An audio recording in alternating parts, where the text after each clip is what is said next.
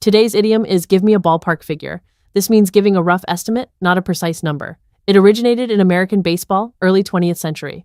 In a ballpark, getting exact crowd figures was challenging. Numbers were approximations, then broadened to any general estimate. Let's look at examples.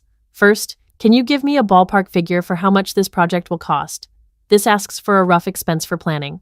Second, we don't need an exact number, just give me a ballpark figure for the attendance. This seeks a general attendee estimate. Both show an approximate answer is sufficient. Similar phrases, a rough estimate and an educated guess. A rough estimate is nearly identical. An educated guess implies approximation comes from knowledge. Ballpark figure is informal. These alternatives offer different tones, but all convey approximation. To summarize, give me a ballpark figure means asking for a rough estimate, not an exact number. It originated from early 20th century baseball. This idiom is useful when a general idea is sufficient. Conveying precision isn't immediately required.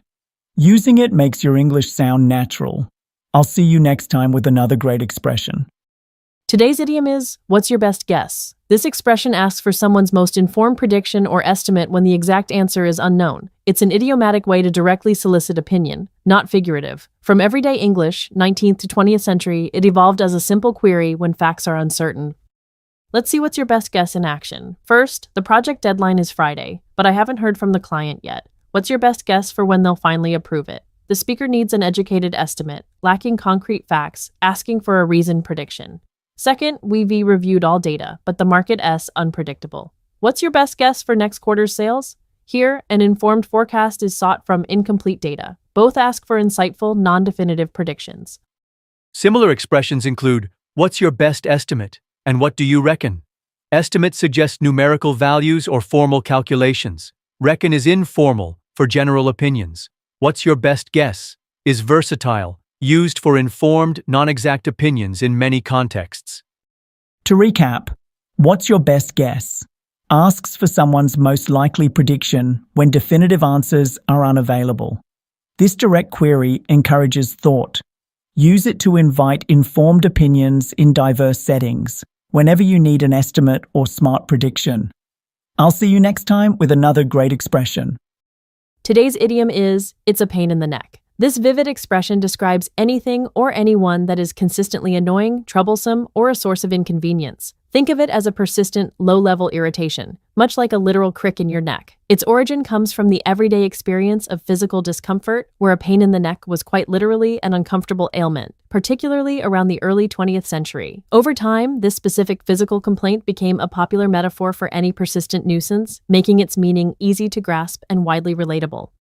Let's explore how to use it's a pain in the neck with a couple of examples. For instance, you might say, my old computer crashes constantly. It's a real pain in the neck when I'm trying to work. Here, the unreliable computer is the source of the persistent annoyance, causing frustration and delays. Now consider a different scenario. Dealing with all the bureaucracy for this permit application has been a huge pain in the neck. In this case, the complex and slow administrative process is the frustrating element. Both examples clearly illustrate how the idiom effectively conveys the feeling of being bothered or inconvenienced by a situation or object, rather than a person. It highlights the persistent, irritating nature of the problem, making it a versatile phrase for everyday complaints. When it's a pain in the neck feels just right, you might also consider similar expressions like a headache or a nuisance. A headache conveys a similar sense of something causing trouble or worry, often used for tasks or problems. That project has been a real headache. It suggests mental strain. A nuisance, on the other hand, is a slightly more formal term for an annoyance, often used for minor irritations or people. His constant whistling is a nuisance. While a pain in the neck can apply to both, it often carries a stronger, more exasperated tone, implying a persistent and deeply irritating problem or person. To sum up, it's a pain in the neck is a fantastic idiom to describe anything or anyone that consistently causes you trouble, annoyance, or inconvenience. Originating from the literal experience of physical discomfort, it perfectly captures that persistent, irritating feeling. So, the next time you re-faced with a task that is just endlessly frustrating, or a situation that is truly bothering you, you've got the perfect phrase to express your exasperation. Incorporate. It's a pain in the neck into your everyday vocabulary and clearly communicate those exasperating moments with native-like fluency. I'll see you next time with another great expression. Today's idiom is, it keeps me on my toes. This phrase means to stay alert, prepared, and focused, often in a challenging or dynamic situation. Imagine a boxer or a dancer, literally on the balls of their feet, ready to move quickly and react instantly. This physical posture demands constant attention and readiness. The idiom captures that same mental state, being vigilant and responsive, ensuring you're always ready for what comes next, whether at work or in daily life. Let's see how it keeps me on my toes works in everyday conversation. Our first example is, my new project at work is very demanding. It definitely keeps me on my toes. Here, the demanding nature of the project requires the person to be constantly attentive and ready to adapt, preventing them from becoming complacent. Our second example illustrates a different context. Being a parent to a toddler constantly keeps you on your toes. This highlights the need for continuous vigilance and quick reactions that caring for a young child demands. Both examples show how the idiom conveys a state of active readiness and mental alertness in response to challenging or dynamic circumstances, whether in a professional setting or personal life.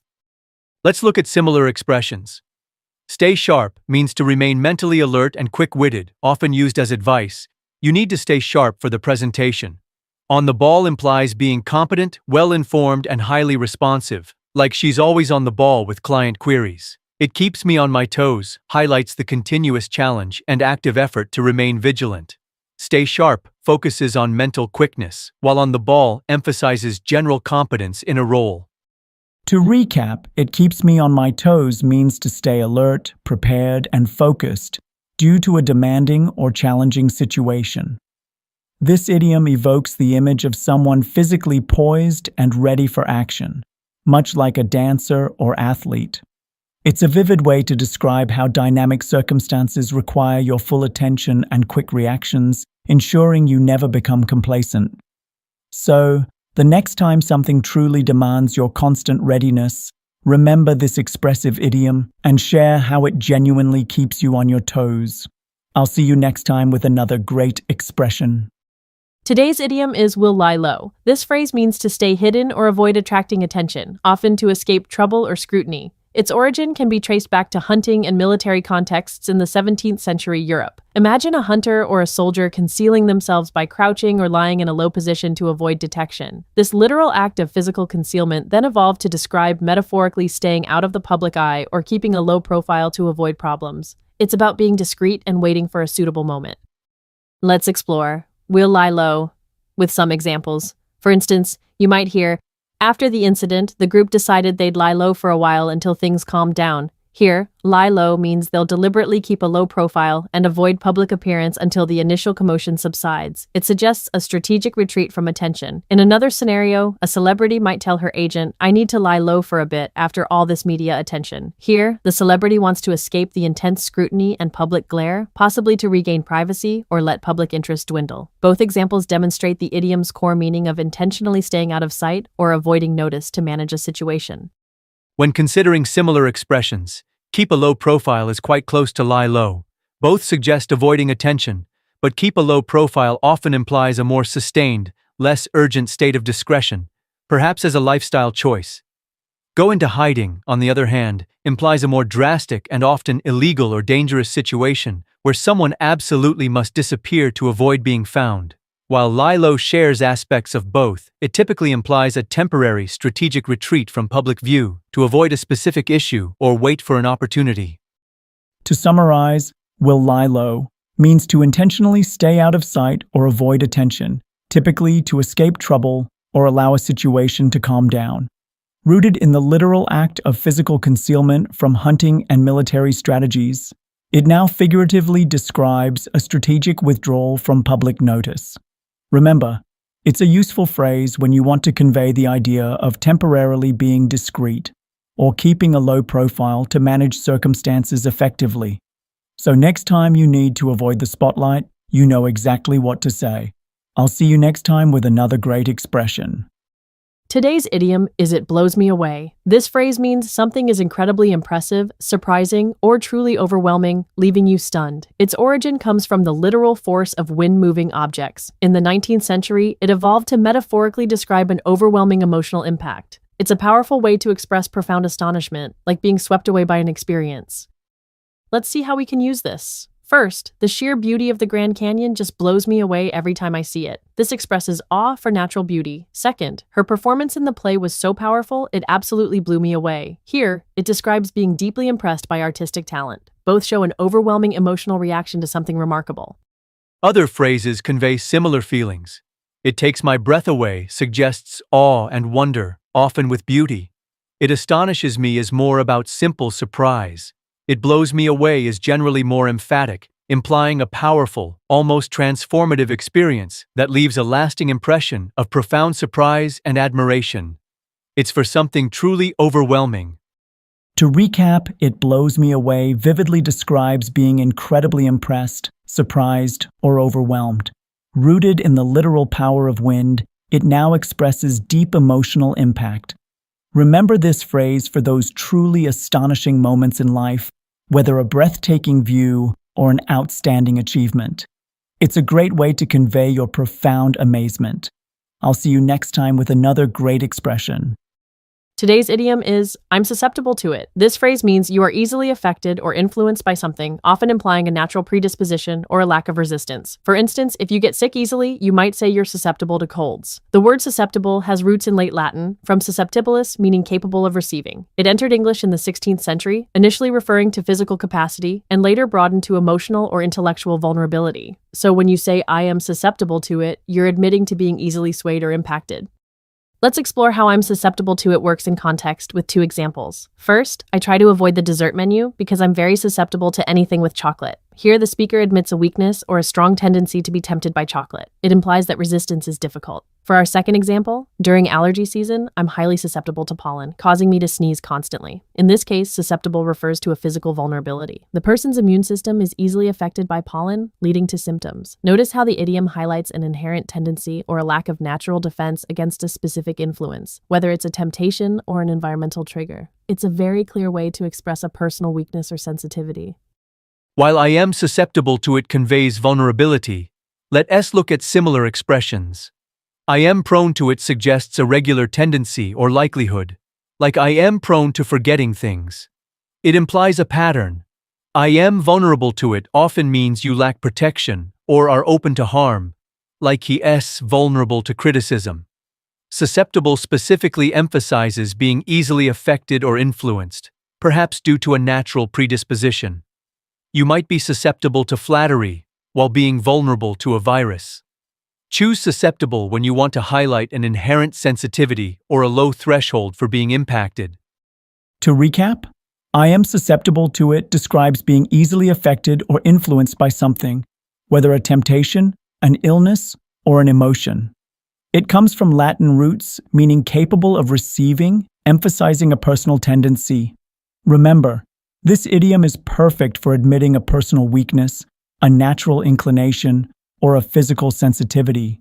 So next time you find yourself easily giving in to something or being affected by an external factor, you now have the perfect phrase to articulate that feeling clearly and concisely. Keep practicing. I'll see you next time with another great expression.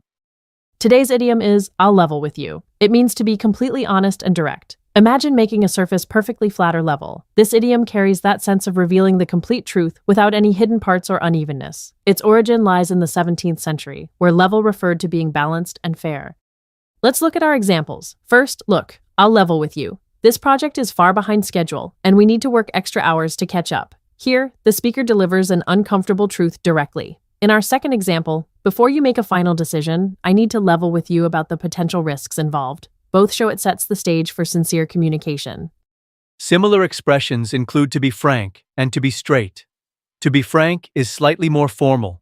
To be straight is very close in tone and usage to "I'll level with you," both conveying direct honesty. This idiom often emphasizes the speaker's intent to remove ambiguity or pretense. In summary, "I'll level with you" means to be completely honest and direct, laying out the truth without embellishment. It comes from the idea of making things flat or even. So, next time you need to deliver a candid message or want to assure someone of your sincerity, use "I'll level with you." I'll see you next time with another great expression. Today's idiom is, they had it coming. This means someone deserved the negative consequences or punishment they received due to their own actions. It implies a sense of just retribution, their downfall, an inevitable result of prior behavior. This sentiment gained prominence in the 19th and 20th centuries.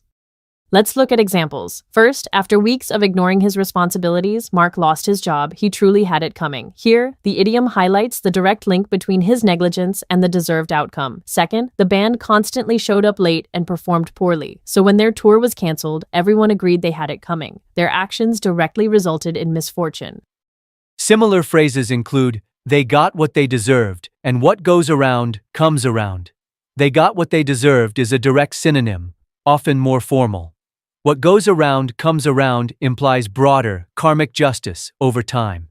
They had it coming is more immediate, referencing a specific recent cause and effect where actions directly led to the negative outcome. To recap, they had it coming means someone deserved their negative fate due to their own actions. This idiom of just retribution is perfect when consequences are self-inflicted. Use it when poor choices directly lead to a downfall. I'll see you next time with another great expression. Today's idiom is, I'll spare you the details. This phrase means you're intentionally skipping the complicated or uninteresting parts of a story. It's used when the full account might be too long, boring, or sensitive. Its origin is straightforward, emerging from general English usage in the 19th century, directly conveying the act of omitting specifics. Let's look at examples. The meeting was a disaster, but I'll spare you the details and just say we didn't get the funding. Here, the speaker avoids a lengthy, possibly negative explanation. Our trip had a few unexpected twists. I'll spare you the details, but we eventually made it home. Both instances show condensing information for brevity or comfort. Similar phrases, to cut a long story short and to give you the gist. I'll spare you the details explicitly, omits specifics. To cut a long story short summarizes a lengthy narrative. To give you the gist gives only the main point. Use our idiom to signal a deliberate, polite omission of information. In summary, I'll spare you the details is a practical idiom for efficient communication, letting listeners know you're streamlining a narrative.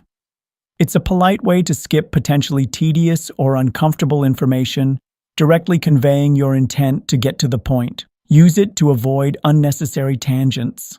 I'll see you next time with another great expression.